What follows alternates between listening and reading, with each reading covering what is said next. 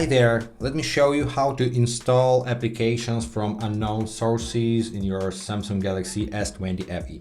What am I talking about? Let's say that in some reason you need to install an application not from Play Store. You have to download an APK file and install it manually. I prepared here an instance. Let's say you need an older version of WhatsApp. You need to download the APK file.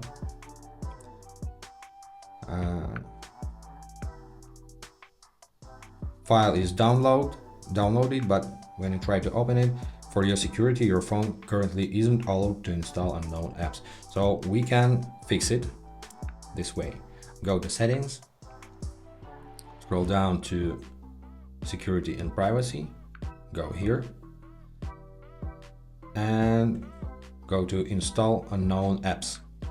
And now you can allow to install unknown applications from each source separately. For example, now I'm allowed to install unknown applications only downloaded from Google Chrome.